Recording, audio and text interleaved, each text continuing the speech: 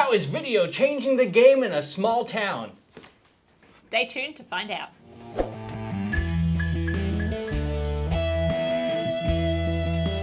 This is the Digital Agent Podcast. My name is Rob Levy. I'm an agent that mostly does my marketing digitally here in the city of Brisbane, Australia. And my guest today, who drove 4 hours down the coast from Hervey Bay, is Laura Wright. And I cannot wait till you hear what she's up to. But before we get into that, the Digital Agent Podcast is sponsored today by Bounce Coffee Company. Find your Bounce at bouncecoffee.com. Let me highly recommend Liquid Speed High Caffeine Blend. It takes a lot of coffee to sell as many houses as I do, and this is what keeps us going, is it not? Keeping real estates running since 1987. The Digital Agent Podcast is always sponsored by CustomNeon.com, also known as the neoncollective.com.au, where you can get fabulous signs like the ones you see behind me and behind Laura. The Remax sign you see behind me, I just uploaded our nationally, in fact internationally recognized Remax trademark GIF, and 2 days later they sent a plan for that back to me, as well as one for the Digital Agent. If you would like some fabulous signs for the front of your office or even your man cave, you can log on to the neoncollective.com.au here in Australia or customneon.com in the States, and you can get 10% off your order with the code DIGITAL10. These guys are fantastic. All right, so let's get into it with Laura Wright. Let me introduce her. Laura Wright is from a small town called Hervey Bay. And tell us a little bit about what Hervey Bay is like. It's a gorgeous little coastal seaside town. There's probably about 55,000 people that live there as a demographic now. It's growing steadily each year. More people are finding out about our secret. And a traffic jam is about 12 cars. It's terrible. I actually ended up in a traffic jam in Hervey Bay myself. I was walking down the pier a few years ago, and there were like 6 60-year-old men on tricycles. Yep, pedaling down the kilometre-long pier. It's huge. It's a thing. A kilometre, for those of you in the States, is little more than half a mile, and it sticks out in the ocean, and these little old men ride their trikes down there every day. Fishing rods in the back. Off they go, fish for the day. So tricycle back home. That's what her small town is like. Laura, how long have you been in the real estate game? All up 3 years. I started out initially as a PA for 18 months, and I've been out on my own now for 18 months as well. Completely independent? Completely independent, my own agent. Finding your own listings? Yes.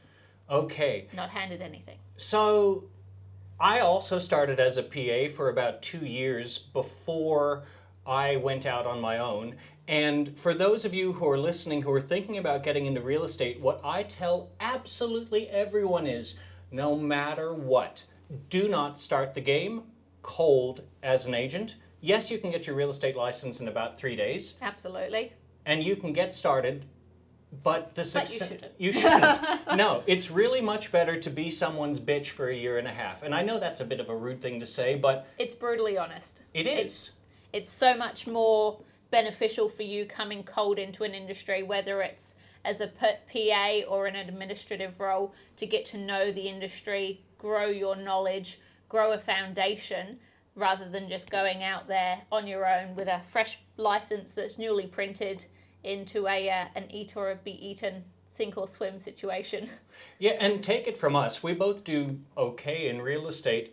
Even for us, we have bad days where our real estate self-esteem is sometimes in doubt because things go pear-shaped. If I didn't have those 2 years of learning about the industry and background, I don't think there's any way I could continue just from a cold start. No, not at all. I think most people don't survive their first 12 months new into the industry, and it's purely about setting yourself up for success rather than just going in from a cold start, all guns blazing, and hoping that it all works out. Better off to go in and grow your industry knowledge and understanding and learning from somebody who's been in the industry potentially a couple of decades, depending on where you go to work, and have that support base of an office around you to encourage you and push you, and then when the time is ready, take the leap.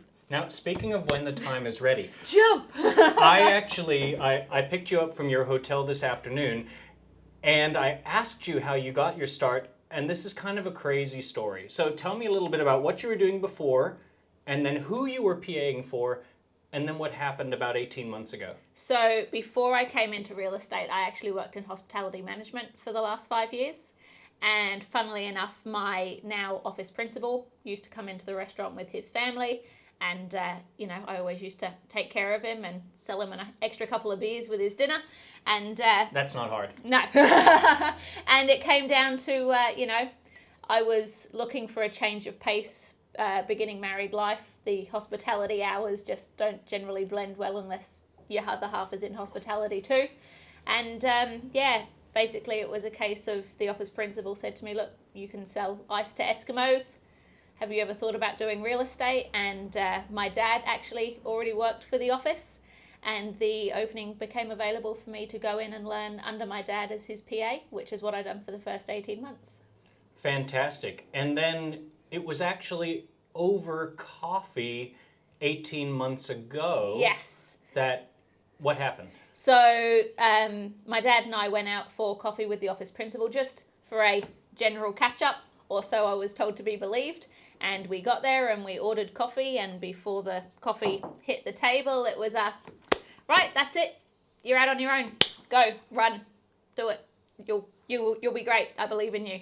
Start. So wait, so you were on a wage, Yes. and basically he went, now it's sink or swim. You're on your own. You're good enough. Bloody go. Yeah, you can do this. Off you go. We believe in you. Tag, you're it. Your poor dad losing his awesome PA.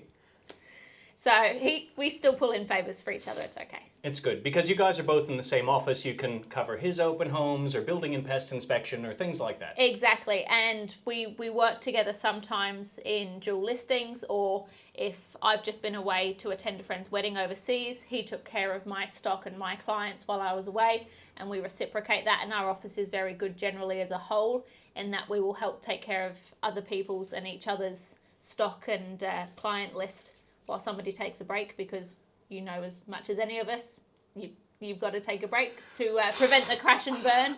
Coffee can only do so much. I hate taking a break, but yeah, I burn out every 4 months. It's got to be forced. I burn out every 4 months and have to go somewhere there's no phone service so that I can recharge. Yeah, we go to Fraser. It's right across the water. It's terrible. You'd be so jealous. I am coming to visit so I can go to Fraser Island with my 4-wheel drive. I hear it's awesome. Yep.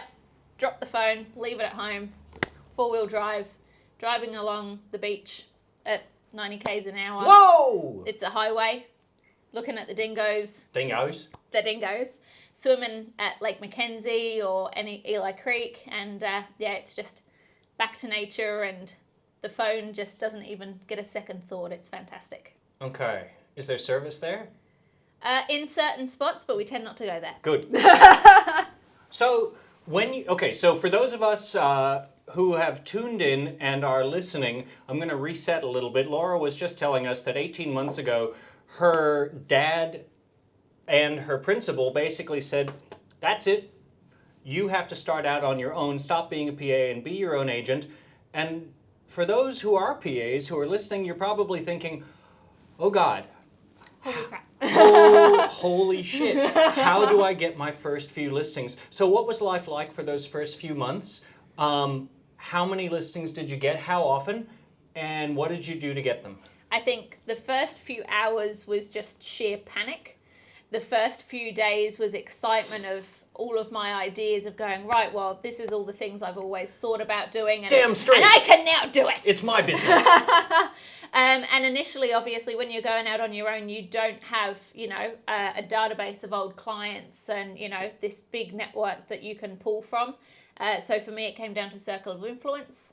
I'd been in Hervey Bay 15 years. So whether it was people I went to school with 10 years ago, my hairdresser, the lady who makes my coffee, I was talking to everybody, letting everybody know that I'd made the change into real estate, that I was doing my own thing, and basically asking for referrals and saying, if you know anybody, can I have the business or at least have a shot at the title? Now, we all know agents who've been in the business 20 or 30 years, didn't they grab you by the arm and say, Laura, what you should do is start making some cold calls? Pretty much. There's a lot of, a lot of the established agents, when they started, that was, the only way to get things done. Cold calls, door knocking, letterbox drops, direct mail.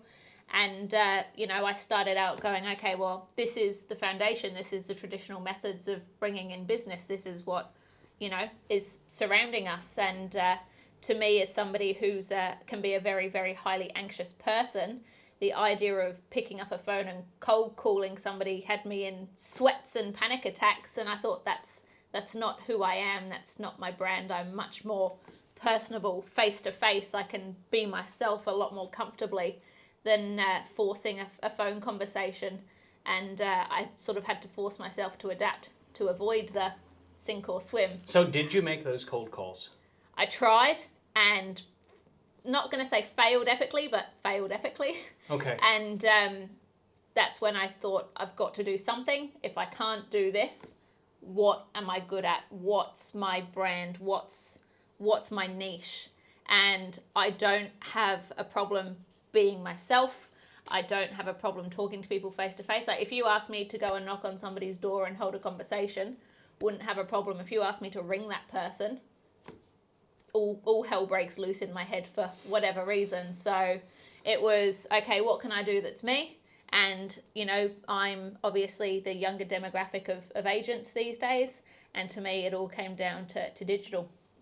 Right. So I'm going to jump in and talk a little bit about myself here, because I'm in exactly the same boat as you. And I didn't know this about you, but I would rather dig a grave in the hot sun in Birdsville than go and make a cold call. And I don't know what it is. I've actually been offered by people in my industry lists of hundreds of people who have been through their open homes, and there's sellers hiding in there, and all you have to do is give them a ring and say, hey, you came through that open home. Were you going to be selling the property that you're living in right now?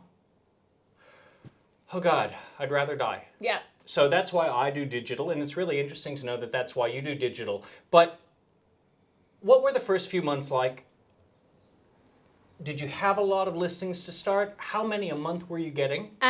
Initially, I was pushed out of the door with love in February. Yeah. And I actually got my first listing in February through a Facebook referral. So a friend of mine on Facebook, her next door neighbor, was thinking of selling and had messaged me saying, hey, my neighbor's thinking of selling. I see you've gone out on your own. I've then contacted this neighbor, and she's gone, I've already had 3 agents in, and I've, got on my knees and begged and pleaded and sold my soul. Please, can I just come and sit down with you? Just in case I can, maybe come across something that you might not have thought of. Very patient woman. And what turned out to just be a 10-minute chat ended up being a cup of tea and an hour and I think 20 minutes sitting down with her and her husband.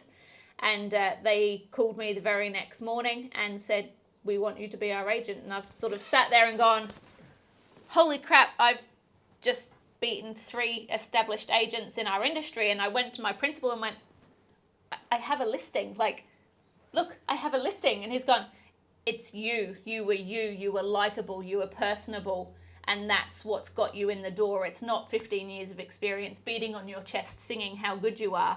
You were real. And that's when it's clicked to me that me being me is my brand. Okay, so I'm going to scratch the record here and zip forward to this October. This year, about 15 months into your career, you were surprised with an award for the 14th top agent in Australia. Now, that's out of about 700 working agents. Yep. And so I know you don't take compliments well, no. But that is a huge accomplishment, especially considering that Laura is selling in a small town where the average home is between $200,000 and $350,000, and I'm sitting here in Brisbane where the average home is $875,000, and that award is determined by total amount of sales. So what I mean by sales, total dollar value of sales. So Laura is smashing agents in the big cities in her first year and a half in the industry.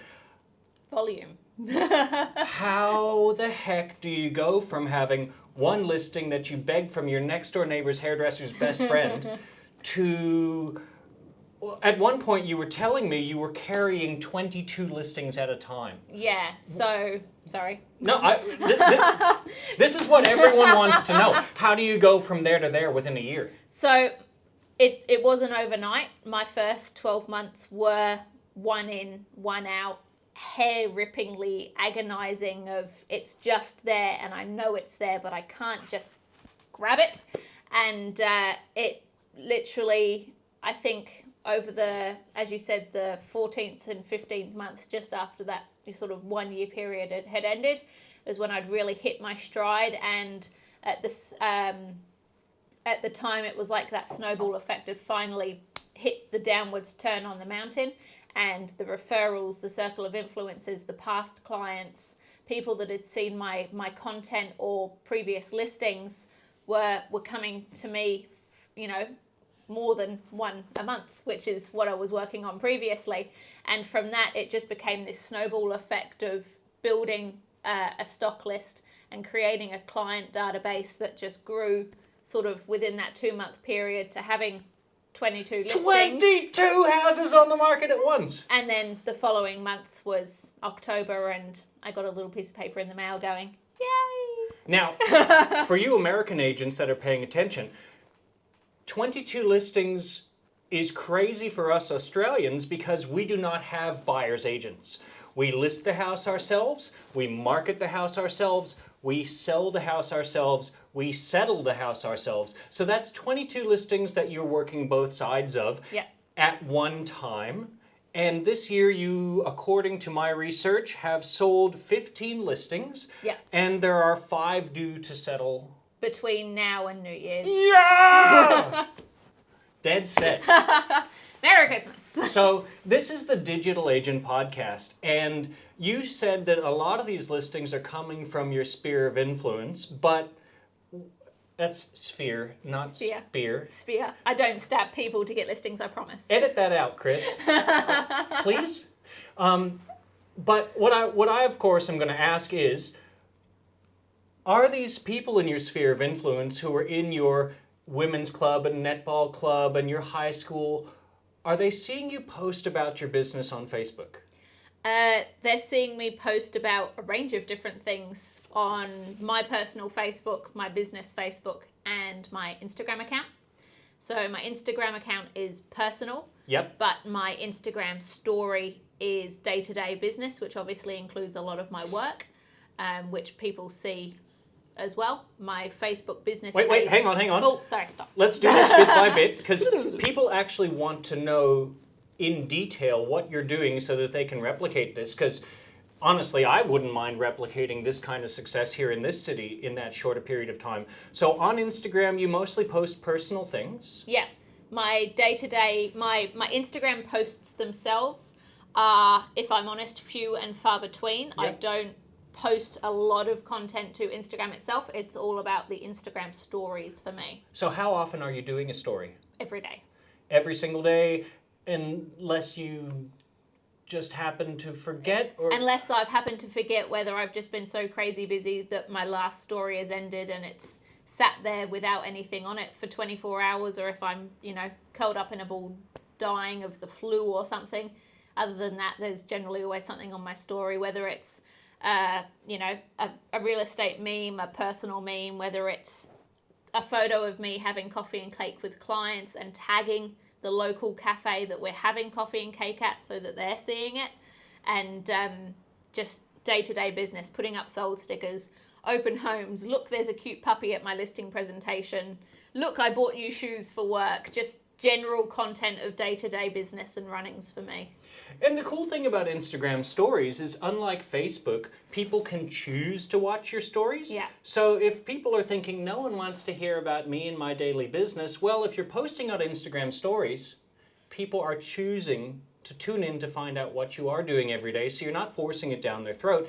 And obviously you have a lot of people watching your stories, because otherwise you wouldn't bother doing it day in and day out all the time. No, and the thing that I found too is, we are a smaller demographic town, and But from that and from adding people within that circle of influence, whether, as I said, they're my hairdressers or my barista or my mum's cousin's second auntie, they're on there and they're following me. So, for example, we went to my husband's work Christmas party and there was 60 people there from the 2 different businesses, and one of the workers' wives was just having a general conversation with me, and she asked me a question and I brought up work and she goes, yeah, I know, I follow you on Instagram.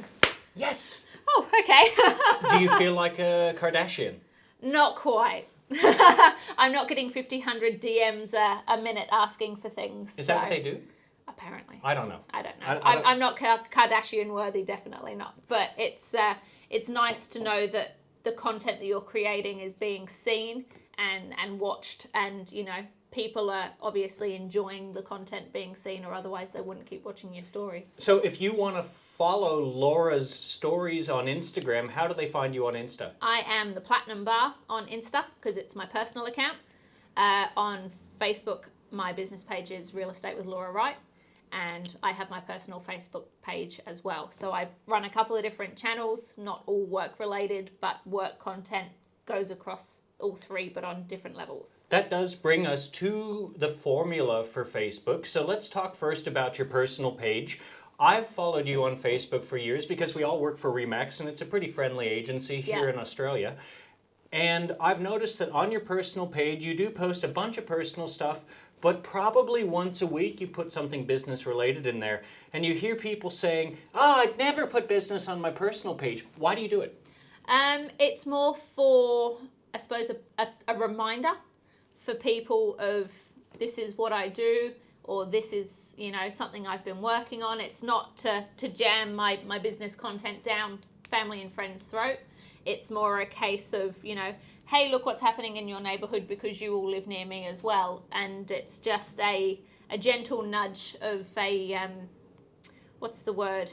Hey, I'm here. This is what I do. Remember if you need anything or anybody. I think you're looking for trying to remain top of mind. Thank you.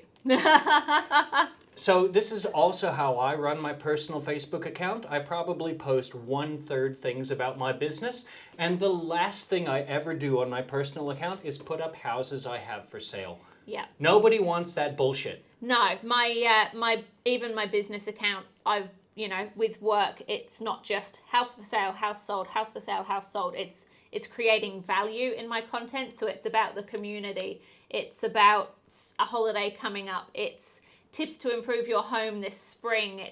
It's not just, this is me, this is what I'm doing, look how great I am, that nobody's going to watch. You're going to get unfollowed and unfriended real quick because people aren't seeking or seeing any form of value in what you're posting in your content.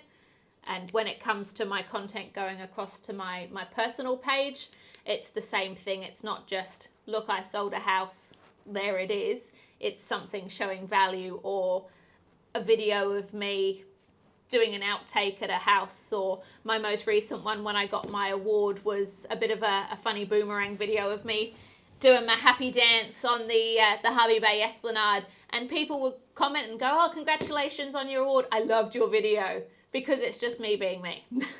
Okay, now you were talking about posting cross-platform, and that brings us to another contentious discussion in the industry. A lot of people will post the same thing on Instagram, on Insta Live, on Insta Story, on Facebook, and on their business page. And this is something you don't do. No, so there's nothing worse, I think, as an agent than seeing somebody post a house for sale on their business page, on their personal page, on their houses for sale page in their area, and on their Instagram, all at the same time, because they've just gone share, share, share, share, share. That's the lazy version to me. Lazy. Please don't do it. Don't Please, do it. I'm begging you. Most of my content goes onto my Instagram stories first, and in your settings you can set it up to save your story as you post it into your gallery folder on your phone. Yep. So that even though my story might not be the same on my business Facebook page or my personal Facebook page than my Instagram story, it's there for later. So I'm not directly cross-posting all the time. what might go on my Instagram Monday might pop up on my real estate Facebook story on Wednesday, so that it's not the same content across all the platforms at the same time, because it's going to come predictable and people aren't going to continue watching across the board on all different platforms when they know it's going to be continuously the same. And Fred is tuned in at 5 o'clock on a Wednesday, so you might reach him with that content you created then. Yeah. But Mary's tuned in at 8 o'clock on a Monday when her kids go off to school. So it's not like Fred's going to necessarily see both, although a small percentage of your audience will. Yeah. But it's a way that you can maximize the content that you've created across platforms without being horribly predictable for those of us like me and Laura who are online all the time. Yeah, it's maximum reach but minimum repetitiveness. Fantastic. So we've talked quite a bit about new school digital business, which of course is my favorite subject. But I brought you in because I wanted to hear about this old school method of business where you're turning a small town onto video marketing. Tell us a little bit about that. One listing at a time. One listing at a time. But you've had a few. I have had a few, and it's becoming more frequently recognized. The longer you do it, the more you do it. So tell us a little bit about what this town is and how you've snuck in the door. So when I came into the industry in my first year, I sort of went, okay, well, where am I going to work? What does my audience want to look like? And, for Hervey Bay, there's a large amount of agents for the area, and those who are, extremely successful, been doing it for 30 years. And I thought, well, coming in, how am I going to compete with that? And I was looking at outskirt pockets that maybe have been missed or a little bit neglected, and maybe only achieving sales through what I call the dinosaur method of listing it and letting it sit there for 3 years, and maybe doing a bit of newspaper or a sign in the window, and just sitting there and hoping. And Please do not use the dinosaur method to sell real estate in 2020. Don't do it. Don't do it. Don't do it. The dinosaurs became extinct for a reason. Yeah. It's going to happen in real estate. Okay. You heard it here first. So I went into this marketplace and showed them a bit of love and said, this is what I do and this is how I do it differently. And properties on multiple occasions in the last 6 to 8 months that have sat on the market 3 years, 12 months are being sold in 3 weeks or 12 weeks. And some of them had sat there for that entire time without a single offer. And then, for example, one of them had sat there for 2 years, not a single offer, sold it in 12 days.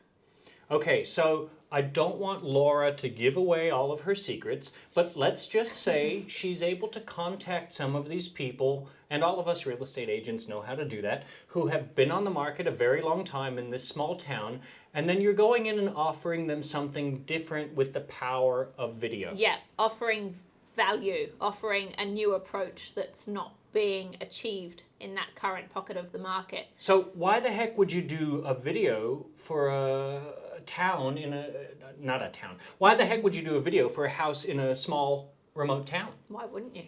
Okay. Why would, well, look, I know why. I know why. But for those of us who are sitting in a small town in Kansas where no agent does video whatsoever, what is the method behind your madness and how are you making it work? It's your point of difference. It's making, in that particular pocket, there might have been 1,200 houses for sale at one time, and all of the houses are all fairly similar of style and size and age. And by creating a video and showing the highlights or the features of that home, showing the lifestyle, I think in one of them I went 2 blocks around the corner to the closest coffee shop and had the coffee cup in my hand and said, walk and get your morning coffee. It's showing the locality, and locals in that area weren't used to seeing that on social and on realestate.com, and cross-branching the two together when I'm boosting them and linking it back. And it's creating that extra excitement and emotion. And I didn't realize that house would have had that just from looking at the photos and quickly breezing, over half of the write-up that's the advertising, and drawing people in, going, we've seen that from the video, it looks great, and attending open homes and creating, I suppose, traffic. Okay, so there's a two-prong attack to this. Attack level 1 is when you meet these sellers, you're saying to them, we can do something completely different that no agents in your small town are doing, and that's use video. Yep. So that gets you a point of difference with those sellers, which is great. But for the sellers who are paying attention and watching this video, well, they don't want to hear that an agent is doing video just to promote the agent. We want to hear some success around the videos that you're making. And you were telling me you had a record number of people to one of your open homes because of a video? Yeah, so most recently we had a property for sale, and I think the average days on market for that suburb is about 63. And in our town, you could get 3 groups through an open home. And that's good. That's good. That would be a good Saturday to get 3 groups through, and some Saturdays you'll get no groups through. But it's very unpredictable. Some weeks you might get 1, some weeks you might get none. You can't guess it. It's not consistent. So by using a professionally created video, boosting it across social platforms and cross-marketing it back to the listing on realestate.com, which showed the open home times and the floor plan and all of the extra content that you can't cram into a video without making it good graciously too long. We actually set my own personal record for groups through an open home, and that was 15. 15! On first week of campaign. And how long did that house take to sell? 22 days. That is awesome. Done. So what Laura is doing is creating a video and taking that video and paying Facebook to show it to people who are likely to be looking for houses to buy in that area. Yeah. Now, realestate.com.au is our main platform in Australia, and that's where most of our business and traffic comes from in Queensland. Yeah, definitely. And I don't know about you, but in my small town that I used to work in, I would get 1,000 to 1,500 views on a house over 6 months. Yeah. With video and Facebook, you're probably able to get 5,000 views in the first 2 weeks. Yeah, 100%.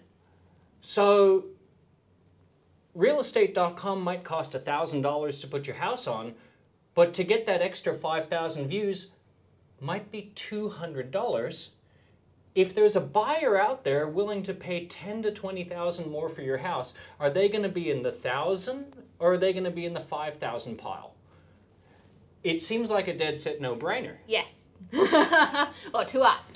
To us. To me, the way I think of it and the way I explain it to my sellers is we know that there is a pond of buyers, but we don't know where from that pond our best buyer is going to come from. So by making sure that we are across the board with video, with social, with online, such as REA and all of the other platforms, and doing a boosted campaign to make sure that it gets out there as far as the pond can go, you're trying to encapsulate as many buyers as possible for that seller at that one time to create momentum and achieve a sale in a good time frame and at a good price. And that's why your days on market are in the 20/30 range rather than in the 60 to 160 range like a lot of agents in your area. Yeah.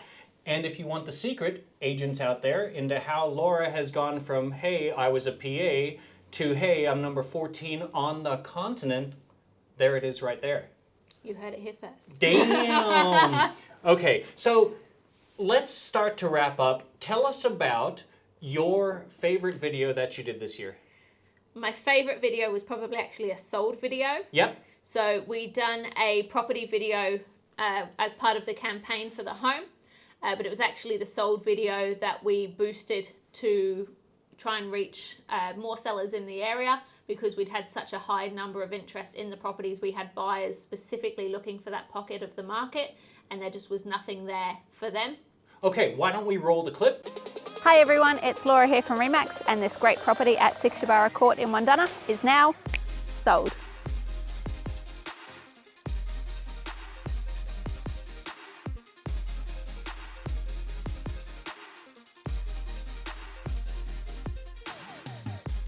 So if you're considering selling, contact me today. Ball's in your court. You can fix that in post, right? Ball's in your court.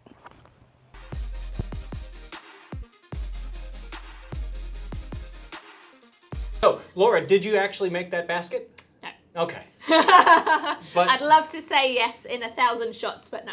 Now, we love that video, and in fact, you probably heard from agents all over the planet about that video. Yeah, so it's been one of my favorites. I think just because it's something a little bit different, it's got a slight element of humor to it, but you're, reporting good news as well, so. Now, that video is a bit outside the box because, as you probably know, most real estate agents are very uptight, stuffed suit, Mercedes-Benz driving, and there's nothing wrong with a Mercedes, but that's not really you. No, that's definitely not me. I'm much more relaxed and comfortable and happy to have a joke with my clients and, make a fuss of their dog and have a cup of tea with them and really talk them through the process. And that's more me, is more about the level of customer service that I provide. Coming from a customer service background previously, that's what I wanted to instill in my business, was a high level of customer service in what I do for my clients. And it's worked really well. So if you are a property owner who's thinking of having a video filmed at their house, what are your top tips? First of all, get out of the house. Get out? Unless you would like to be famous and across all of my marketing platforms. I always give my clients a preparing for photographs and video prep sheet. Yep. Say, just in case they're not sure, do we do this? Should we do that? I actually will go in half an hour ahead of time and help stage the home if I feel it needs a little bit of a change around, ready for filming. Then we kick the wife and the kids and the dogs all out, and I say to my clients, look, go out for a coffee, go to the beach, take the dog for a walk, because this process can, sometimes take a couple of hours depending on the size of the home. And, there's nothing worse than as an owner sitting there in the corner watching it all process and worrying, and then because we're in different rooms at different times and moving here, there and everywhere, you're constantly having to move yourself and the dog and the kids from one room to the other, and it can be a little bit stressful. So I say, go out, enjoy yourself for a couple of hours, leave it with me. Plus, it's a little bit like making sausage. You don't want to see how it's made, No. but geez, it's good, the end product. Absolutely. So yeah, I don't Have a bit of faith. Just be surprised. Get out. I don't mind when people watch me making videos, but I do tell them ahead of time, this is going to look horrible, but thank God for our editors out there that do make us look fantastic. We love you. We love you. We love you, Earl. We love you, Kane. They make it all work peacefully. Okay. It's perfect. And let's talk to the agents out there. Is video appropriate for low-price listings? 100%. Now, a lot of people are going to say, mate, if it's not a $1.2 million house on the water, why would you bother filming a video? You tell me. Because at the end of the day, every house has a buyer, and those buyers, whether it's the $1.2 million house on the water or whether it's a $200,000 renovator, somebody is going to be excited, somebody is going to want it, and somebody is still going to want to be shown the highlights and the location and, the lifestyle that the home can offer to draw them into that renovator as opposed to the 10 other renovators that are on the market in the neighborhood. And by leveraging video with social media targeting, you're going to find 5 times the buyers of anyone else, and that guy that gets excited about the property is more likely to be in your pile than anyone else. So yes, even if the house is only worth $200,000, an investment of $500 to $1,000 in the right video and social media targeting could find you $10,000 to $20,000 more. Yeah, or you end up in multiple offer situations, which is even better. That's my favorite. So what about for agents? There's so many agents watching this podcast or listening to this podcast that have never made a video in their life. What would be your top tip for those guys? Just go out there and give it a go. Like your first one, you're probably going to feel is absolute rubbish. You're going to stutter. You're going to feel embarrassed. You're going to not be sure what to do with your hands. Oh, the hands! What do you do with your hands? The hands. I'm very handsy when I talk, and it's very much like this. And a lot of the time, Earl will be like, okay, so practice so I know what your hands are going to do, and then we'll shoot it, because I do talk very often with my hands. And but the more you do it, the more comfortable you're going to feel, the more smooth it's going to become. You're going to really come into your own and find your own style of video. because there's no point trying to copycat what somebody else is doing, because you're not that person. You're trying to be you and use your way of selling, use your way of selling to market a property, not just try and copy what somebody else is doing, because what works for them and how they work in video isn't necessarily going to work for you, your personality and your brand. So just give it a red hot go. All right, well, Jump. I'm going to jump in there and talk about, you said it's really important just to give it a go, and you do feel awkward the first time. And my video mentor, Jesse Peters up in Canada, always uses this analogy. He says that it's sort of like driving a car for the first time. The first time you get behind the wheel, every move you make is awkward. It's very hard to do. You feel like rubbish, but you still get from home to the movie theater 10 times faster than you would if you're not driving the car. Yeah, definitely. And the 10th time you drive the car, you're more than twice as good as the first time. And by the 30th, 40th time you're driving that car, you feel confident and you get where you're going in a 10th the time as you would if you're just walking. So for you agents out there who are thinking about jumping into video, yes, it's going to be awkward and embarrassing and difficult the first time you do it. Just do it, because it is 2020, and by 2022, if you're not driving this car, it's too late. The car's already left. You're walking. You're going to be left in the dust. Yeah. Now, something else that you mentioned is actually something that I want to end on, and that's be yourself in your videos. Try to be someone else. Try to be the same person you are in your online persona as you are when you show up in person. Why do you say that? Well, especially where we are in a small town, it's, there's no point faking it. You need to be you. And I find that being myself, whether I'm being a goofball or acting like an idiot, whether I'm, making fun of myself, it's who I am. I'm quite comfortable in that way. And I'd rather come across the same on social platforms as I do in person, because otherwise you're going to then meet that person in person and they're going to go, she's nothing like what she seems on the internet. It seems fake. So, I have people that, will see me on social, and that's exactly how I am in real life. There's no point trying to copycat, because that's not you. Your personal brand is yourself. So selling yourself, you're going to attract clients who are probably comfortable with yourself, who want to work with somebody like yourself, which, as you know, makes things a hell of a lot easier. And you're selling yourself as your own personal brand. So don't try and be somebody that you're not to try and fit into what you think should be the mold, because that's not what will make you successful. Adam Contos, the CEO of Remax, was actually talking about the exact same thing on his podcast. Check it out. It's called Start With a Win, and my friend Kristen Long was on it a couple of weeks ago from Remax Creative, and they said exactly the same thing. It's all about being yourself, because then you attract clients who like you for you, and then you're not struggling for 6 months to get them over the line. They trust what you're doing. You get through the process so much easier, and guess what? You enjoy waking up and going to work every day, looking forward to looking after people who like you. Yeah, and you seem more approachable in that sense as well. I went into the news agents the other week, and the girl behind the counter went, "Hey, I know you. You're Laura. You're the real estate agent. You come up on my news feed all the time." And she was talking to me like a friend, because I obviously had, in those videos, she'd seen me, felt, that she knew me from seeing me constantly in content enough to go, "I know who you are. Hi, I see you all the time." And that's when you know that your content is really starting to make a reach. Bingo. And that is only doing it for 18 months, ladies and gentlemen. So get on board, crack on. That's it for this episode. As I always say, stay targeted. Thank you so much to Laura Wright from Harvey Bay. If you are in the Harvey Bay area, come say hi. Come say hello. Drop into the Remax office there. How do people get in touch with you if they want to reach out? Where do they find you on Facebook? You can find me on Facebook at Real Estate with Laura Wright, or you can find me on pretty much every other social platform.